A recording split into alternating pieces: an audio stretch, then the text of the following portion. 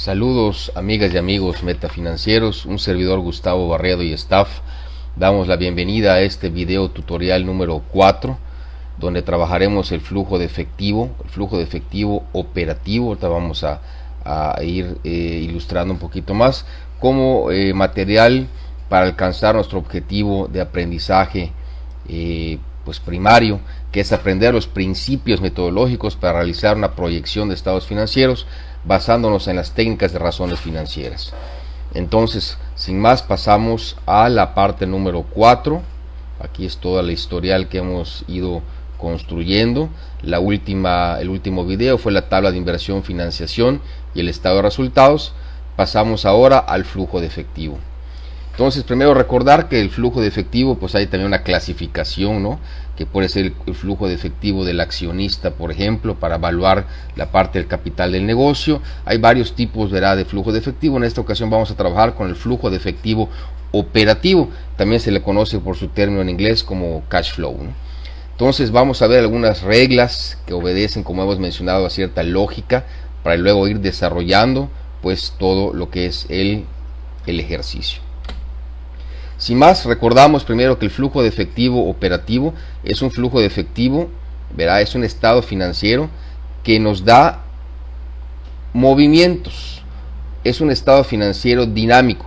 Como recordamos en la figura anterior, los dinámicos muestran exclusivamente los movimientos del periodo. Esto es importante para poder llegar a ciertos neteos, vamos a ver de algunas cuentas, ¿ok? Después, lo que es el movimiento del capital neto de trabajo, vamos a obedecer a ciertas lógicas que vamos a comprobar después.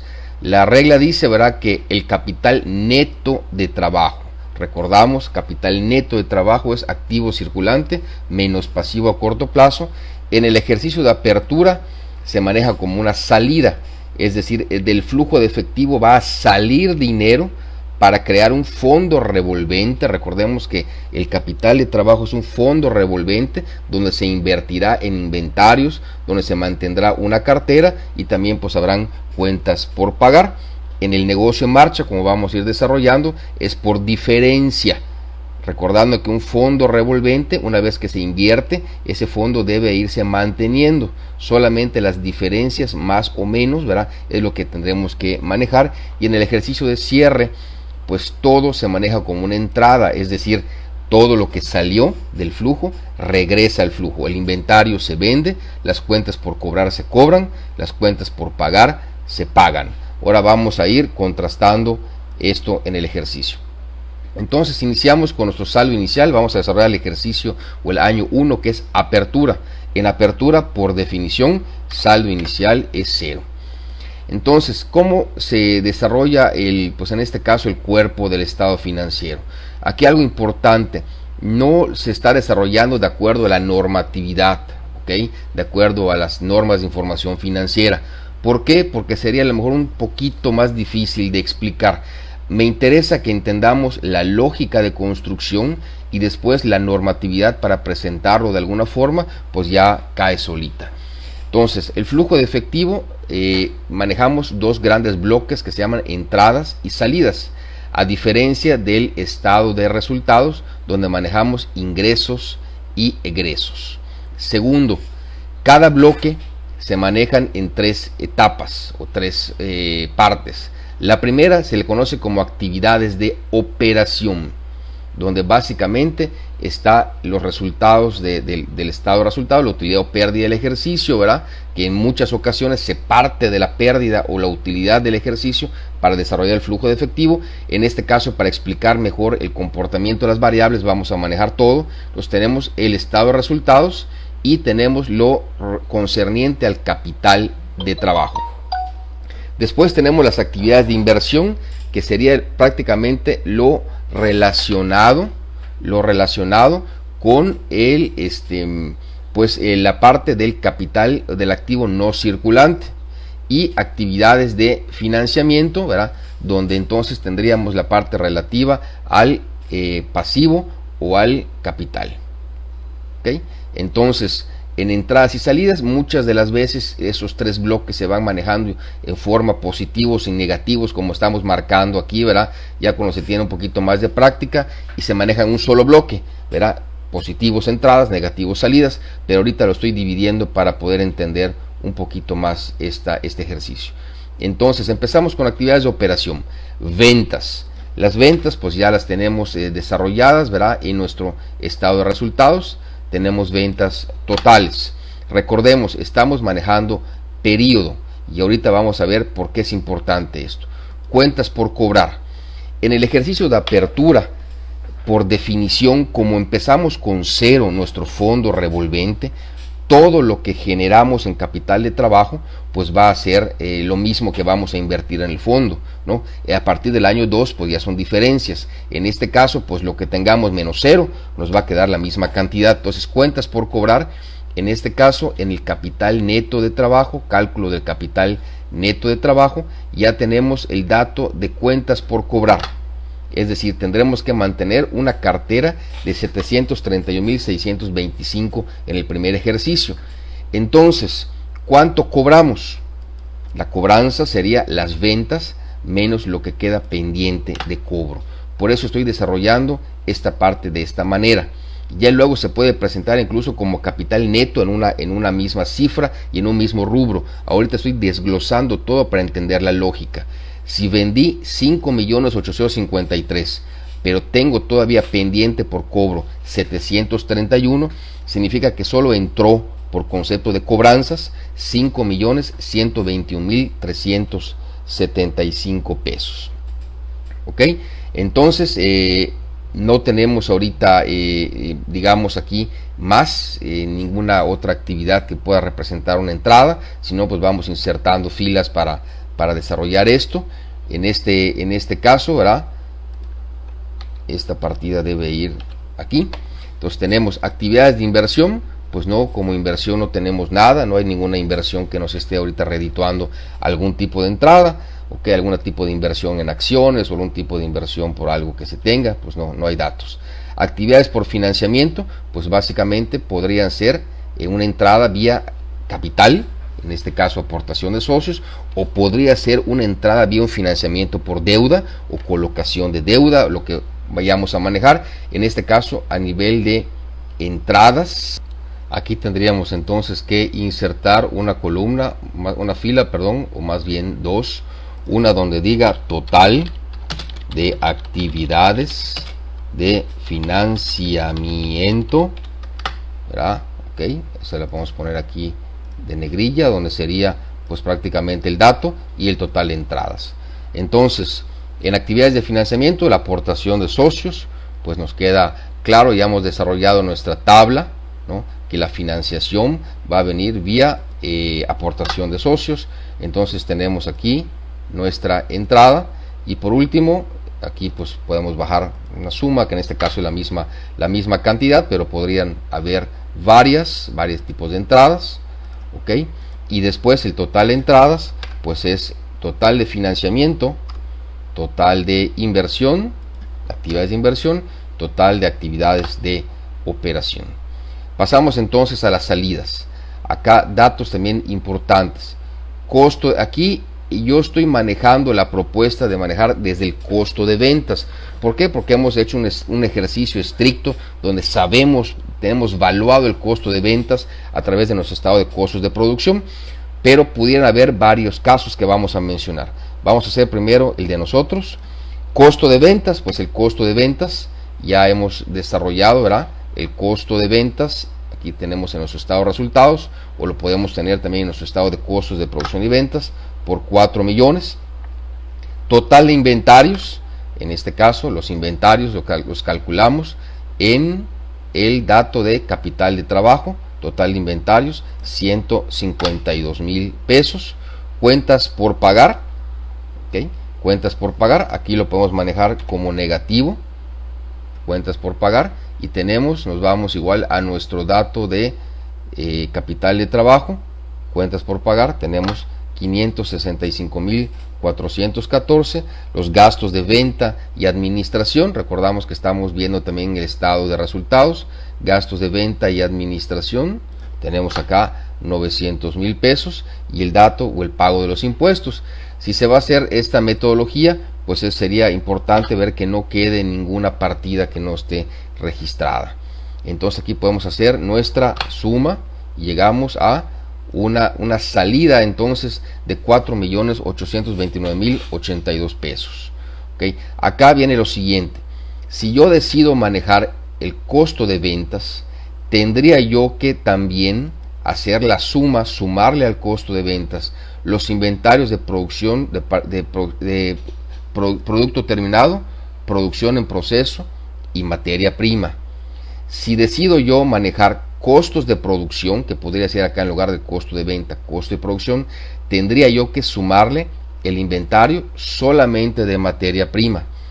Y si decido manejar compras, tendría yo que sumarle los costos tanto de mano de obra como de costos indirectos de fabricación. ¿Por qué? Vamos a regresar a nuestra lógica aquí explicada en las cuentas T. Si manejo mi costo de ventas, toda esta parte del proceso falta. Entonces tendría que sumar los tres inventarios, recordando que en el inventario de producción en proceso tengo tanto la materia prima utilizada como la mano de obra y los costos indirectos de fabricación. Si decido manejar producción en proceso porque no tengo un criterio más elaborado para el costo de ventas, aquí tengo mano de obra, costos indirectos, habría que sumar el inventario, ¿verdad?, de materia prima.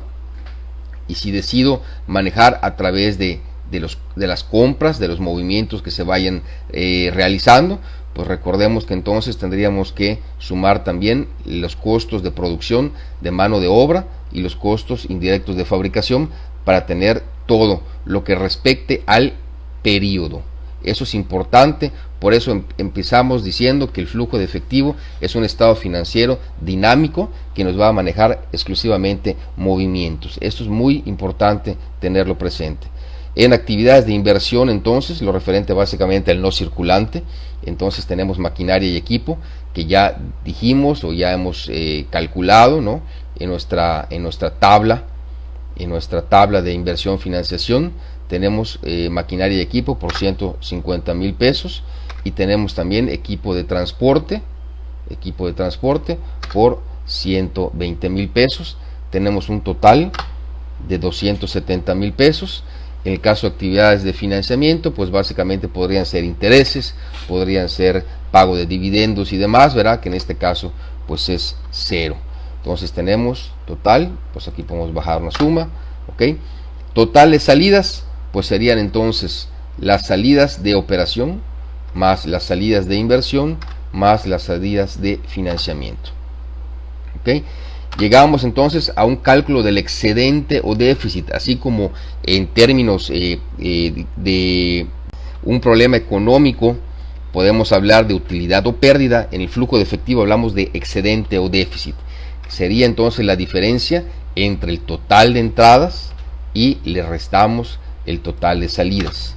Después llegamos al rubro de depreciaciones, recordando que la depreciación es una partida virtual. ¿Por qué? Pues porque no existe un cheque por depreciación. Cuando se hizo el pago, el momento que se compra el bien. Sin embargo, pues sabemos la definición de depreciación, que sería la distribución del valor de un bien en el tiempo. Entonces, en este caso vamos a poner 0. ¿Por qué? Porque recordamos que en nuestro estado de resultados sacamos, al hablar del EBITDA o el WAFIDA, separamos las depreciaciones y amortizaciones, es decir, que los gastos, tanto los gastos de venta como los costos indirectos de fabricación que estamos manejando ahorita, no están incluyendo depreciaciones, están separadas. Si partiéramos nosotros en nuestro flujo de efectivo de la utilidad neta, como ya están incluidas entonces las depreciaciones, sí habría que devolverle ese concepto. Esto es importante. Estamos manejando en este momento 0. ¿Por qué? Porque los datos que estamos incluyendo hasta ahorita no han incluido depreciaciones. Si fuese el caso, habría que sumárselas. Entonces, el excedente o déficit del periodo ya con las depreciaciones, pues sería el antes de depreciaciones más depreciaciones. Y el acumulado, ¿qué sería el acumulado? Pues sería el excedente del periodo al cual habría que sumarle el inicial, que en este caso es 0. Y así es como llegamos al primer periodo. El segundo, entonces el saldo inicial, recordamos, el saldo inicial de un periodo es el saldo final del periodo anterior. Empezamos con 610, las ventas, tenemos aquí pues la misma situación. ¿Por qué ponemos esto? Nada más es barrerlo, porque el estado de resultados es un estado financiero dinámico, es decir, me está presentando solamente los movimientos, que es lo mismo que yo necesito acá, solo movimientos. Pero las cuentas por cobrar ya no funciona así, porque el saldo de cuentas por cobrar, el saldo final que ya calculé, necesito saber solamente lo que le corresponde al movimiento. Matemáticamente, ¿cómo se hace? Saldo final menos saldo inicial, y ahorita vamos a explicar la lógica. Entonces nos vamos al cálculo del capital de trabajo que ya tenemos, y en cuentas por cobrar necesitamos, o el saldo final es de 744,125, le resto el saldo final del periodo anterior, y entonces la diferencia es de 12,500. ¿Cuál es la lógica? Recordamos otra vez, ¿verdad? Cuentas por cobrar forma parte del capital neto de trabajo, un fondo revolvente. Entonces ese fondo se va autoalimentando, es decir, si ya invertí 731,625 pesos y ahora necesito 745, solamente tengo que poner la diferencia. Entonces vemos, hacemos una suma como tenemos aquí, pues la suma es de 744,125, que debe coincidir, ¿verdad?, evidentemente con el cálculo que ya hicimos al saldo final. Perfecto. Entonces procedemos a lo mismo. Aquí bajamos suma, actividades de inversión pues sería 0, aquí podemos bajar la suma 0. Aportación, ¿tenemos aportación? No. Aquí incluso podemos barrer esta fórmula, porque nuestra tabla de inversión y financiación que ya realizamos, pues aquí tenemos aportación de socios en el año 1, pero aquí es 0 y aquí es 0. Si habría que invertir aquí, pues evidentemente pues también se manejaría como una posible entrada por el concepto de financiación. Aquí podemos barrer lo mismo, la misma fórmula, y tenemos el mismo ejercicio. En este caso tenemos una entrada de 640,500. Entonces, costo de ventas, como es un estado que presenta movimientos, no hay ningún problema. En inventarios es el mismo supuesto que cuentas por cobrar. Entonces, ¿cuál es el saldo final de inventarios? En inventarios tenemos 154,000, pero ya invertí 152,326. Entonces, como dice la regla, nos vamos por diferencia. En este caso, como la empresa está creciendo, va requiriendo más, pero pudiera darse el caso que caigan las ventas, entonces va a aparecer acá un negativo. ¿Por qué? Porque pues ya no va a haber que invertir tanto en inventarios, y ese inventario se queda entonces en el flujo de efectivo. Ahorita vamos a sacar los netos. Cuentas por pagar, pues sería el mismo sistema. Entonces vamos a ver la diferencia. Nos vamos a nuestro cálculo de capital de trabajo. Tenemos cuentas por cobrar. Entonces la diferencia es 652. Vemos como aquí está pasando ese mismo efecto. Aquí las cuentas por cobrar, aparentemente, ¿verdad?, de acuerdo al cálculo de razones financieras, están disminuyendo. Eso es una buena noticia. Eso es lo que tiene el cálculo de razones financieras. Si utilizáramos porcientos integrales, pues sería el mismo porciento de las ventas, ¿verdad? Así se iría todo el proceso. En este caso, a pesar de que están aumentando las ventas, nuestras cuentas por pagar disminuyen. ¿Cómo lo vemos aquí? Negativo y negativo da positivo, las reglas de los signos. Entonces, ¿qué significa? Que hay una parte que va a regresar entonces como una entrada.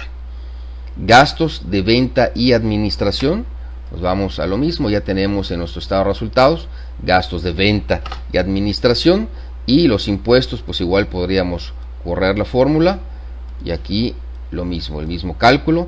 Llegamos a un total de salidas de actividades de operación de 5,402. En el caso de maquinaria y equipo de transporte, pues aquí podemos correr, porque en nuestra tabla ya hicimos los cálculos anuales y no necesitamos mayor inversión. En este caso pues queda lo mismo, es 0, no tenemos ninguna ningún pago de intereses. El total de las salidas podemos correr la fórmula, y en excedente pues entonces sería la diferencia entre las entradas y las salidas.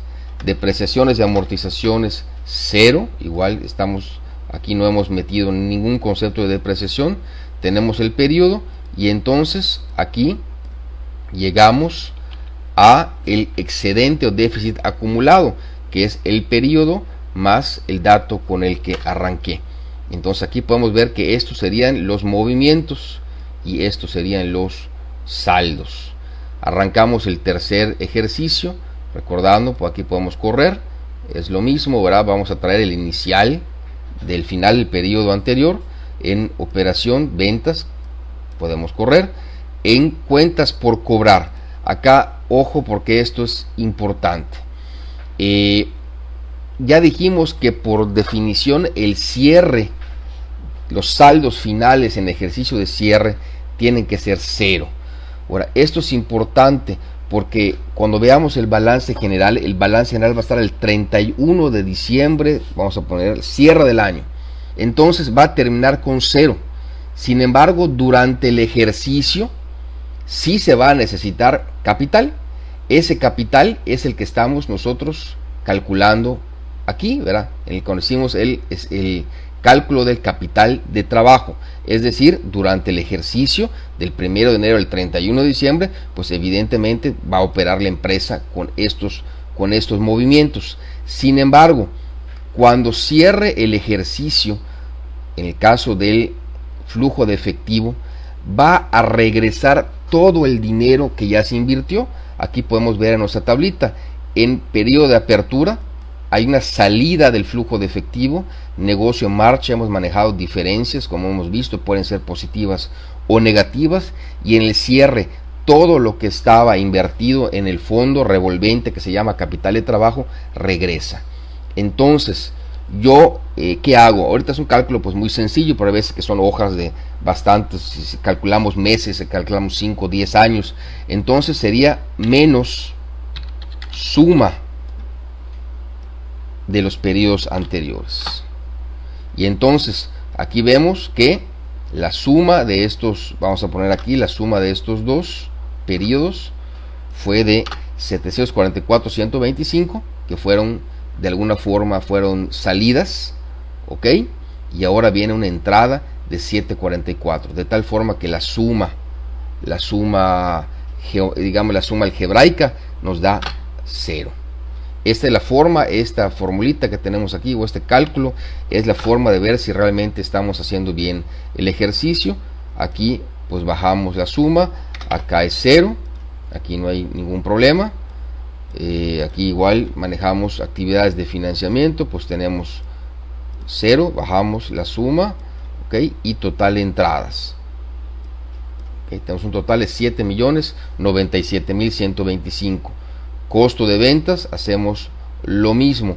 Y para todo lo que tiene que ver con el capital neto de trabajo, es decir, inventarios, cuentas por cobrar y cuentas por pagar, aplica el mismo razonamiento. Menos suma, ponemos todo lo que el rango que tengamos aquí y vemos cómo nuestra suma algebraica, ¿verdad? Positivos y negativos, nos arroja un 0. Acá tenemos una inversión que se hizo de 564, lo mismo, vamos a manejar suma, y acá tenemos el barrido, de tal forma que nuestra suma positivos y negativos nos arroja un 0. Esto prácticamente solo aplica para el fondo revolvente que creamos, que se llama capital neto de trabajo. Aquí en el caso de gastos de venta y administración podemos correr lo mismo, en el caso de impuestos lo mismo, y nuestro total de actividades de operación la misma. Aquí podemos barrer sin problema los mismos cálculos. En financiamiento tenemos intereses 0, aplica igual, totales salidas, aquí ver que no empieza el conteo, ¿no? Totales salidas, tenemos entonces el mismo cálculo. Excedente, tenemos el mismo cálculo. Aquí en depreciaciones recordamos 0, y aquí tanto en periodo como en acumulado tenemos el mismo cálculo. podemos ver que realmente las diferencias solamente existen a nivel de capital neto de trabajo. Es importante cuidar los signos. Positivo y negativo da negativo, salida. Negativo y positivo da salida, negativo. Negativo y negativo da positivo, entrada. Entonces, si cuidamos estos signos, no tendremos ningún problema, y después ya incluso podemos hacerlo, ¿verdad?, tanto positivo como negativo en un solo bloque, manejar entradas y salidas. Otro dato importante en actividades de operación: si yo manejo el costo de ventas, recordar que entonces tengo que incorporar los 3 inventarios. Si yo manejo costos de producción, inventario, materia prima, y si lo que estoy manejando son solamente los movimientos en compras y demás, pues considerar tanto los costos de materia prima, de mano de obra y costos indirectos. ¿Por qué estos costos no están ahorita manifestados?